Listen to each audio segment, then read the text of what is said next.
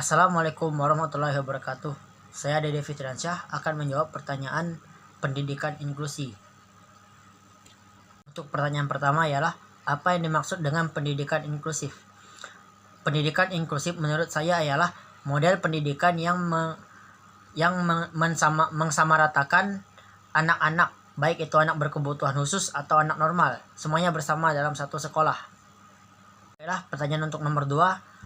Perbedaan pendidikan segregasi dan pendidikan inklusi ialah pendidikan segregasi adalah sekolah yang memisahkan anak berkebutuhan khusus dari sistem persekolahan reguler, sedangkan sistem pendidikan inklusi ialah model pendidikan yang mensamaratakan anak-anak, baik itu anak berkebutuhan khusus atau anak normal, semuanya bersama dalam satu sekolah. Nomor 3. Apa yang melatar belakangi terjadinya pendidikan inklusi?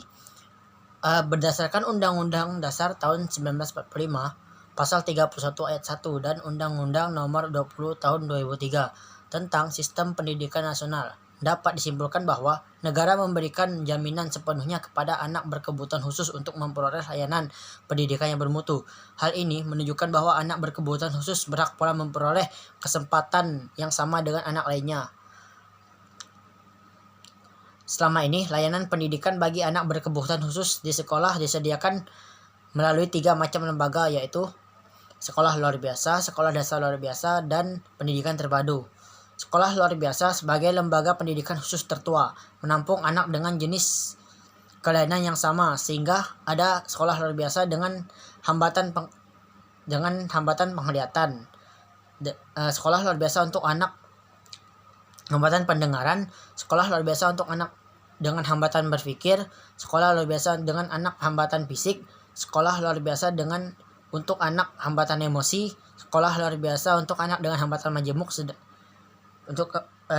majemuk Sedangkan sekolah luar biasa menampung berbagai jenis anak berkebutuhan khusus.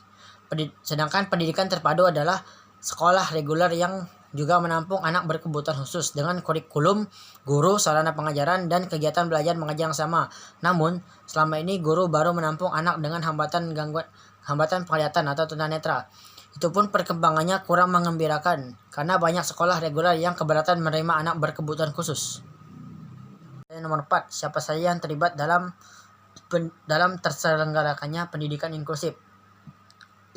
Yang terlibat ialah, yang pertama ada kepala sekolah. Kepala sekolah pada satuan pendidikan penyelenggaraan pendidikan inklusif memiliki tugas mengkoordinasi, mengakomodasi, dan menyelenggarakan kegiatan belajar mengajar di sekolah, mulai dari perencanaan, pelaksanaan, dan evaluasi kegiatan. Koordinasi juga dilakukan berkenaan dengan tugas-tugas dan pengembangan profesionalisme guru-guru yang menyangkut kompetensi umum dan khusus berkenaan dengan pelayanan anak berkebutuhan khusus. Kedua, ada guru kelas. Guru kelas adalah pendidik atau pengajar pada suatu kelas di sekolah umum yang sesuai dengan kualifikasi dan dipersyaratkan bertanggung jawab atas pengelolaan pembelajaran dan administrasi di kelasnya. Kelas yang diambil tidak menetap, dapat berubah-ubah pada setiap tahun pelajaran sesuai dengan kondisi sekolah. Guru kelas biasanya ada pada kelas-kelas rendah, kelas 1, 2, dan 3. Guru pendidikan khusus. Guru pendidikan khusus adalah guru yang mempunyai latar belakang pendidikan khusus, pendidikan luar biasa, atau yang pernah mendapat pelatihan tentang pendidikan khusus atau luar biasa yang ditugaskan di sekolah inklusif. 4. Guru mata pelajaran.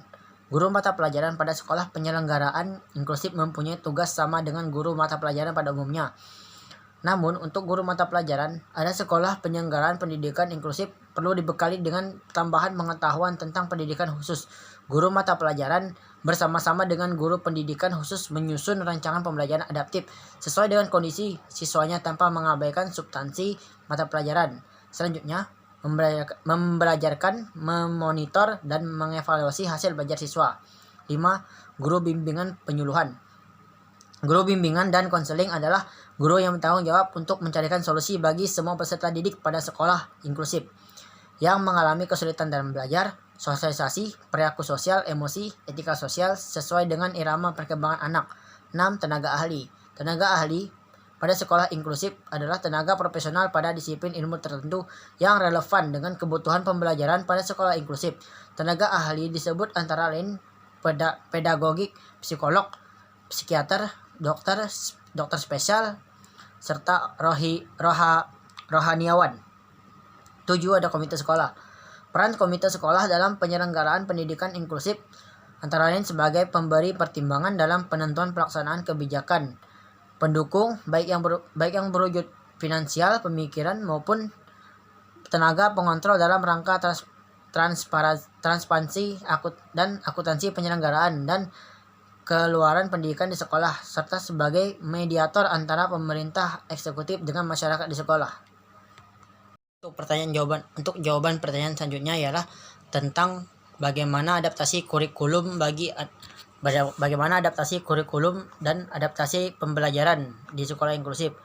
Adaptasi kurikulum bagi anak berkebutuhan khusus di kelas inklusif ialah menjamin peserta didik disabilitas dan peserta didik berkebutuhan khusus lainnya bersama-sama dengan peserta didik tanpa berkebutuhan khusus terlibat dalam satu lingkungan pembelajaran, dan sedangkan adaptasi lingkungan pembelajaran dilakukan untuk memastikan lingkungan pembelajaran yang memfasilitasi peserta didik berkebutuhan khusus dalam melakukan proses pembelajaran dengan lebih nyaman dan produktif.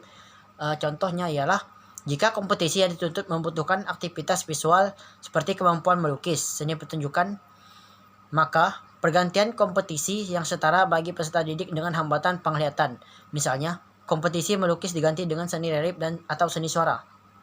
Selanjutnya ialah pertanyaan tentang apa kendala yang dihadapi sekolah atau negara dalam penyelenggaraan pendidikan inklusif serta solusinya. Baiklah, kendala yang dihadapi biasanya adalah tentang sarana dan lingkungan sekolah yang belum sepenuhnya aksesibel bagi anak-anak berkebutuhan khusus. Berdasarkan kondisi tersebut, solusinya ialah dibutuhkan upaya-upaya yang sistematik untuk membudayakan pendidikan inklusif. Diharapkan ke depan pendidikan inklusif dapat berjalan lebih baik lagi. Terima kasih.